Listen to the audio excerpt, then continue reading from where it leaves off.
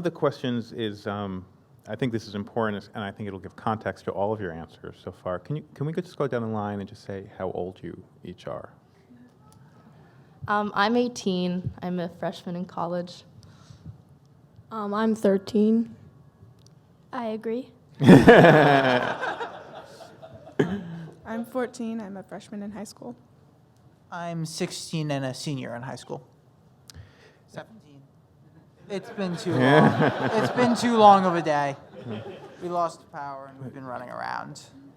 Travis is in the middle of college application, so forgive him. So all of you have, lived with two dads. For those of you who are, well, actually for all of you,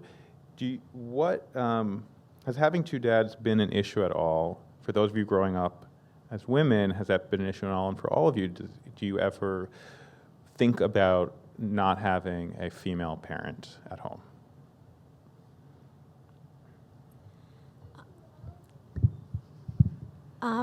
I do think about not having a mom, but I feel like as long as I have friends who are girls, which I do, and they can help me, and also their moms and my relatives who are women, they also help me a lot.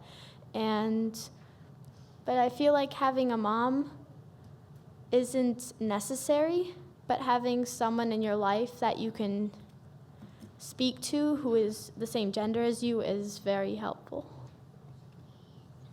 I agree. I have a huge feminine influence in my life. She's my aunt. She's actually right here in the audience. She helped me. She helped me get ready tonight. She took me bra shopping and stuff like that, makeup shopping, dress shopping. I actually don't think you even need a female figure in your life necessarily. I mean, I grew up in a house of literally 4 boys, and I really didn't have a huge maternal figure in my life ever. But I mean, my parents still have fulfilled all the obligations that any other parent or couple would have to do for a girl or for a guy.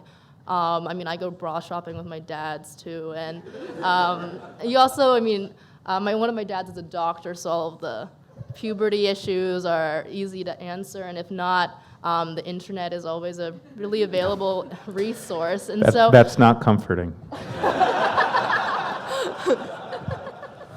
But I feel a little differently. I don't think you need someone to fill a certain role. I think that's kind of, I think it's a part of the gender binarism,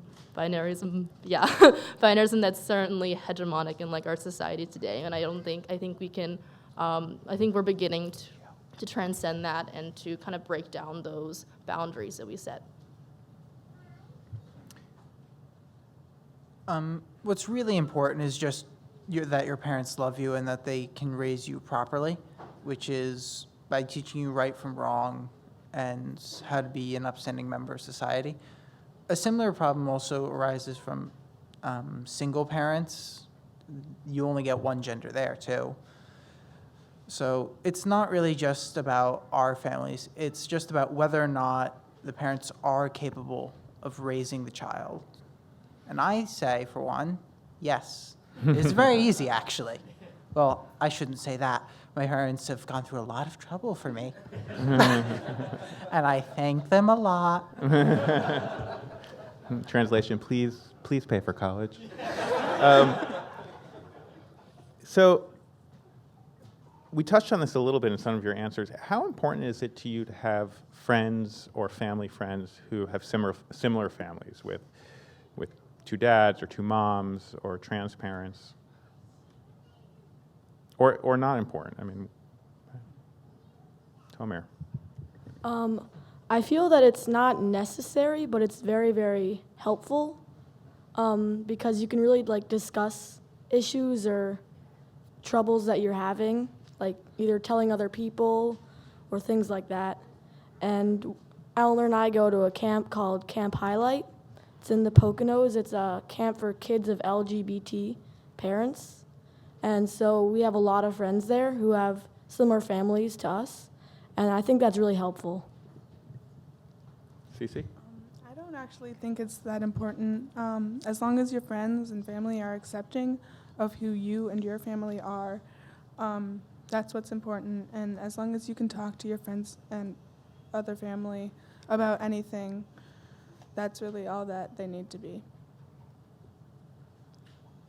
Yeah, I think a community is really important, and I think the LGBT community that I was introduced to in Provincetown, in LA, was really incredible to see and to be a part of. And I think the LGBT community is probably one of the most vivacious and inspiring groups of people ever. And I think just being a part of that and seeing, to understand and being able to empathize with people that share similar struggles, and knowing that you're not alone in this fight, that there are people around that actually share similar experiences is really valuable.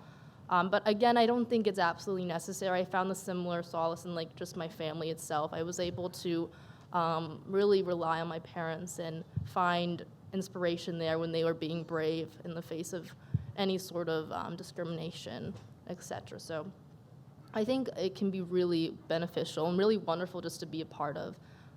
But it isn't, as they said, necessary. What Tomer forgot to mention was that we also, well, since we're Jewish, we go to an LGBTQ synagogue, which is the largest LGBTQ synagogue in the world. Yeah, in the world. Full disclosure, I used to be on senior staff in the there. world, and so there's a lot of people there who are either children of LGBTQ people or gay or lesbian or anything else themselves, and there are also straight people there too. But so I also think that's a large community that we're a part of, and it's nice to know that there's so many people that are very close to us that are also very similar to us and are just there. So,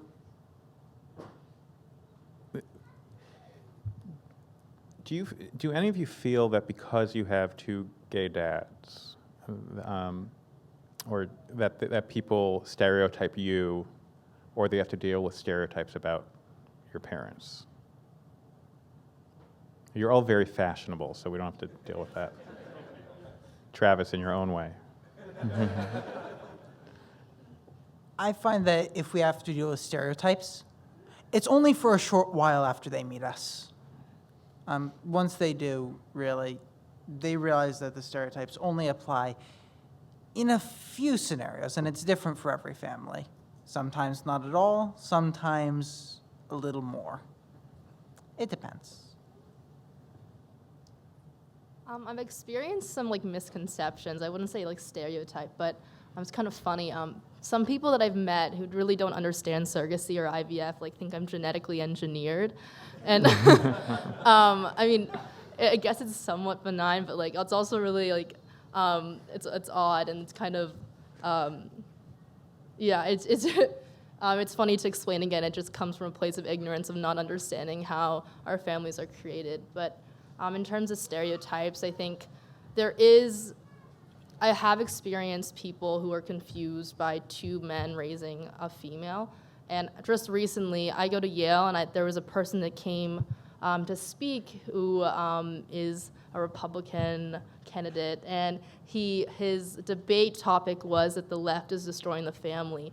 And he cited all these studies specifically about men raising daughters, two men raising a daughter, and obviously I got to get my retort and like talk to him personally, and he was a little astounded by like my presence and like just me being at Yale probably or talking to him. But I think like that's something that does exist, and it's obviously wrong.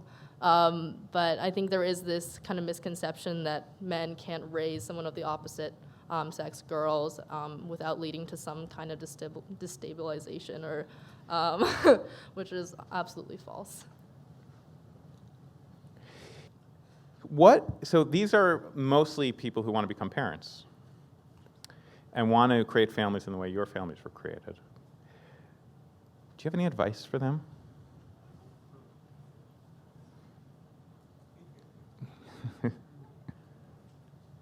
If your children ever ask you why they don't have a mother, it's probably because they were talking with their classmates at school or some such. And it's best just to answer them and try to explain as much as you can for whatever age they are at the time and whatever you deem is appropriate.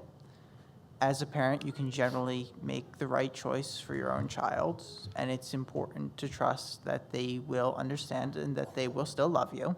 Trust me, there's very little you can do to make that not happen. I would say just be honest with them no matter what, because if they're old enough to ask, I guess they're old enough to know, because if they're discussing it in school, I guess their other classmates are educated on that subject as well. So I guess you should educate them as much as you think that they should know, but also answer their questions honestly, because don't give them any false stories or anything, because they might say that to other people, and that is bad because they will say that to other people and then they will get false ideas until they learn the truth. Also, just to add to that, never second guess yourself, I guess. I mean, I think everyone in this room can be an incredible parent and will be if they continue the process, and they can raise incredible kids too, and you should never believe otherwise. Remember, you're always a role model for your kid too. For me, my parents were, again, inspirational for me whenever I was going through troublesome times. So just, again, trust that you can be parents, you can raise kids in an outstanding way. It's probably even better than regular parents because you're so committed.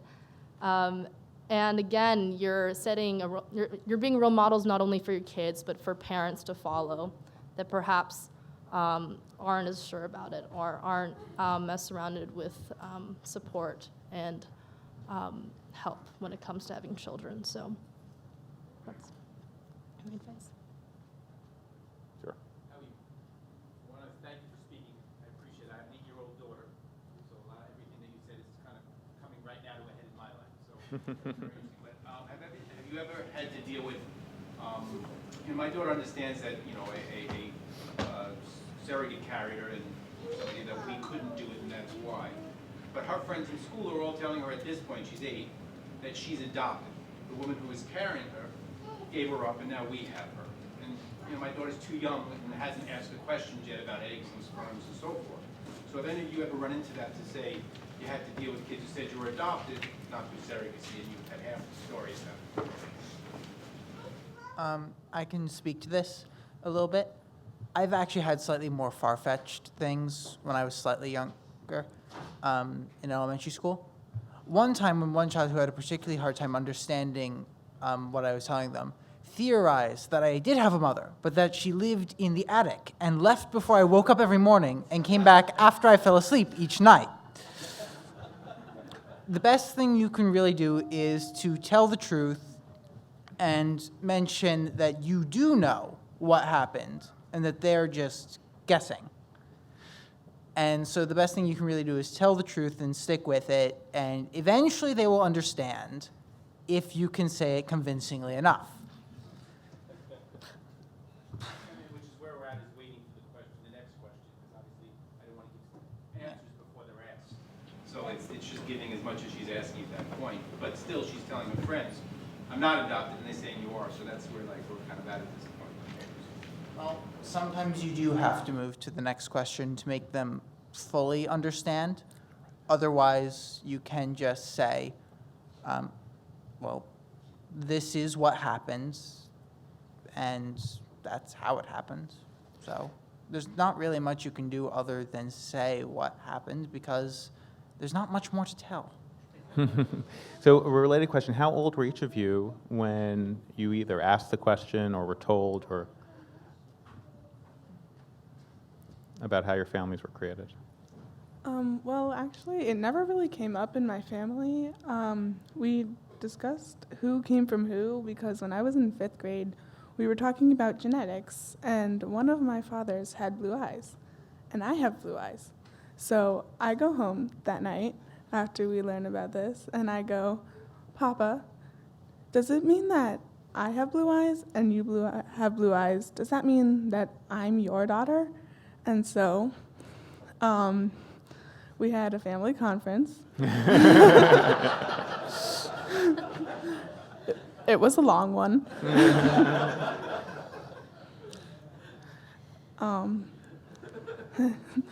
My sister, before it started, said, "Oh boy, this is going to be fun." How old were you? I was in 5th grade, 5th. So that makes you 11, 10. 10. How old were the rest of you? I feel like I've known for as long as I can pretty much remember.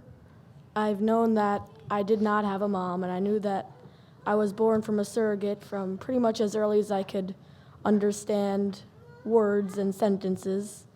And I feel like that's helped me because I never had to really ask what happened. I was just told. And I feel like that was really helpful. I slightly disagree. I agree with the part where as far as I can remember, I knew that I didn't have a mom and I was born from a surrogate and all of that. But I do remember our parents telling us that when we asked, not specifically what age, but we were very young and asking, whose tummy did I come from? I don't remember. I was young.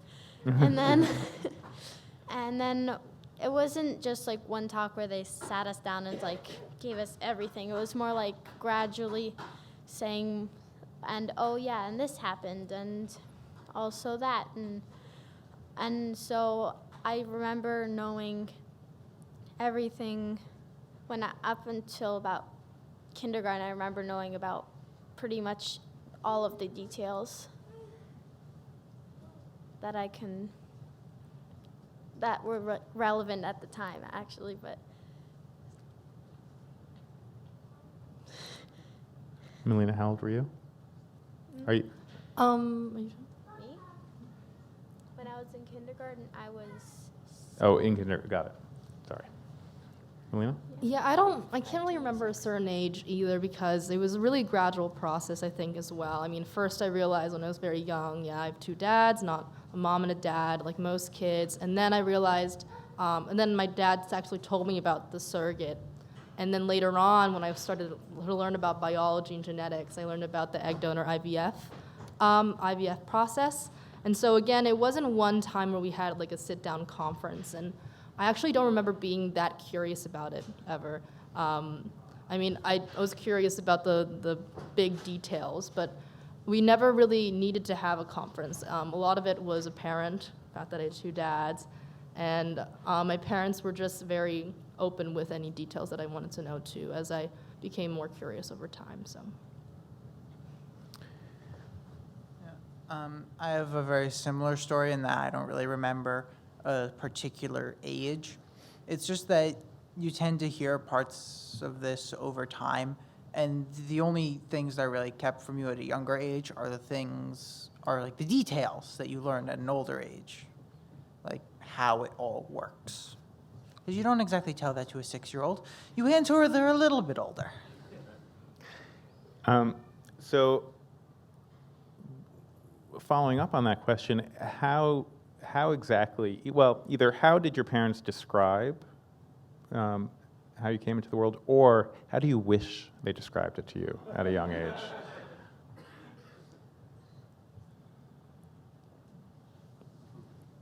I'm going to pick on Melina, because Melina, I'm going to pick on you to start, so everyone else can have a moment to think about it. I mean, my dad was involved with Growing Generations, which is a surrogacy company, and so he knew all the science of it. So when he first told me, or when we actually when I came to the end of my gradual process, he was able to articulate the science of it, and so I understood the science of it, which was helpful, I guess. But I don't really have a preference for how you share the information. I think it's important to have the information out there at a certain point, but again, not until the child's ready or really wants to know. So, yeah, not too partial. Like I said, we had a family conference about it. And in that conference, my fathers explained that our mom had given them a gift, me and my sister, and that they were very grateful for it. And then they explained how it happened, how they had given their sperm, and my mom, had given her eggs, and yeah. Travis? Yeah. It's a little different for every family. And there's not always like one point where it happens. Sometimes you have to sit down and explain everything at once, and sometimes you just go through it. That's how I learned. It's basically over time, all the details will eventually become available to you. And I can't really comment if there's a better or worse way. For me, I think it was a good way for me to learn about it, but everyone has their own method. And it's important that you can find the best way for your family to talk about it. Eleanor or Tomer? Well, as I said, I don't really remember a specific time where they just said everything, all the details, all at one time. So, but what I really remember was they just put it in the simplest way possible, how an egg and a sperm make an embryo and that grows into a baby inside of a woman. And so that's basically how I remember it. And then all of the like more scientific details and all those things came later, but I feel like that was a great way because it was simple, but it was also accurate in a factual way. So I think it was a great way for them to tell me. Do you have anything to add, Tomer? Agree or disagree? I agree. So let's please thank our incredible panel.